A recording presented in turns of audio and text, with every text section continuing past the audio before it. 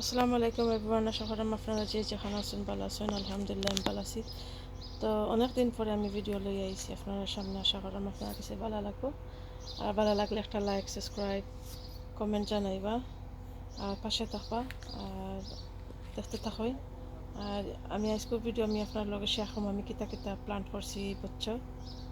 তো আশা করি আপনার কাছে সবই ভালো লাগবো। তো দেখতে থাকুন ফুল ভিডিওটা। আর এই যে আমাদের অলি অলি অলি এই চাঙ্কি what happened? তো প্রথমে আপনারা আমি শেয়ার করি আমার লাউ গাছে এই যে দুইটা বড় লাউ গাছ না। So these are bottle gourd আর এখানে খাসামরিচ আছে। জানলাম না কতটুকু সফলতায় মই খাসামরিচ বড় না গাছাই আসলে আমি সময়ও পাইলাম না রিপ্লান্ট করতে। আমি কেন সূর্যমুখী আছে, সানফ্লাওয়ার্স, জালি কুমড়া, এটা একটা জালি কুমড়া প্লান্ট, এই যে জালি কুমড়া আর একটা লাউ গাছ।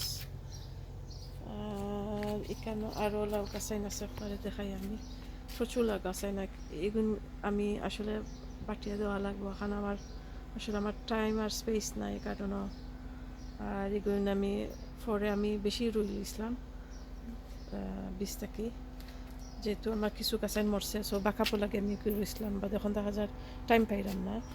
আর এগুলো হয়েছে বাংলাদেশি বেগুন, সবুজ বেগুন। আর এই বীজ বাংলাদেশ থেকে আমি আনাইছিলাম, খুবই ভালো বীজ, ভেরি গুড কোয়ালিটি। আর এই যে আমি এগুলো রিপ্লান্ট করছিলাম, রিপ্লট করছিলাম। So these are green aubergines from Bangladesh. The seeds are really high good quality. I'm really overwhelmed and happy with the results of these begun plants. And these are Bangladeshi shosha. Okay, the Bangladeshi shosha. তেমন একটা তো ভালো নয়। এই যে আরও দুইটা বাংলাদেশি শসা প্লান্ট। আর এখানেও 3টা লাউ গাছ এক টবের মাঝে। নেক্সট টাইম আমি 2টা করে রইব। আসলে স্পেসর সীমিত স্পেসর লাগিয়ে পারলাম না। আর এখানে 2টা আছে। সবাই মাশাআল্লাহ আলহামদুলিল্লাহ আল্লাহুম্মা বারিক কইবা প্লিজ। আসলে নজর একটা জিনিস টরাই। এই যে আর একটা এবার বেশি লাউ গাছ লাগাইছি। কিছু গাছাইন আমার বিগিনিংও মরি গেছিল লাগে বাঁকা পড়েছিলাম, এখন দেখা যায় বেশি প্লান্ট হয়ে গেছে। আর এই যে আরও বেগুন গাছে এই 3টা আছে। আল্লাহুম্মা বারিক মাশাআল্লাহ। আর এই যে আমার আর একটা লাউ গাছ, এটা খালি পরের।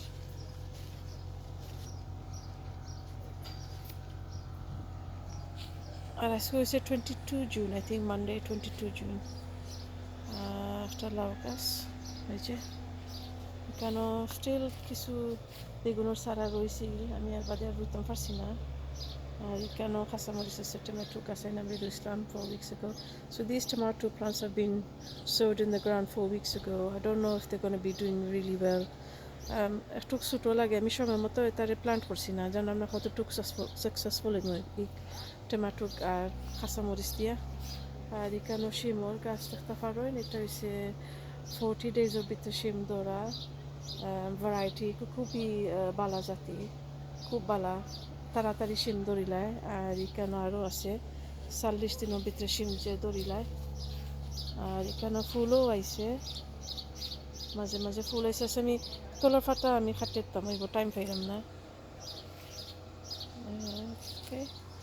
আর এনে একটাবার মাঝে আমি রুই লিছিলাম প্রথমে 4টা লাউ গাছ। আর এই যে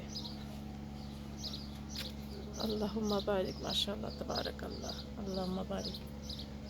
আর এটা আমি ফলে গ্রাইন্ড করতাম পারছি না কারণ আমার পুরুষ ফুল নাই।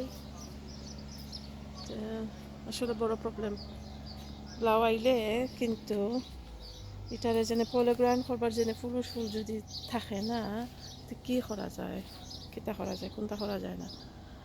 তো এখানেও 3টা লাউ গাছ আছে। আলহামদুলিল্লাহ এবার ওয়েদারও ভালো আছে, really nice and hot this season. আর এখানে আমি এনে 2টা মিষ্টি কুমড়া, বাংলাদেশি মিষ্টি কুমড়া। আর এনে আই থিঙ্ক একটা না দুইটা। সো এখানে আমি গ্রাউন্ডও রুই লিছি, এখানে বৃষ্টি কুমড়া একটু বড় হয়। আর এই তো আসলে আমার বাগানের অবস্থা নাই, টাইডিয়া পড়া লাগবো। কিছু চিপিং করইছে, লক হল ফালানি হয়েছে, তা আসলে গুছানি লাগবো, সময় পাইলাম না। আর এই যে আমার কালেকশন। তো আশা করলাম আজকে আমার ভিডিও আপনারা কাছে ভালো লাগছে। আর ভালো লাগলে একটা লাইক কমেন্ট শেয়ার দিবা, সাবস্ক্রাইব করবা আর শেয়ার করবা সবার লোকে। সব ভালো থাকুন, সুস্থ থাকুন। আল্লাহ হাফিজ।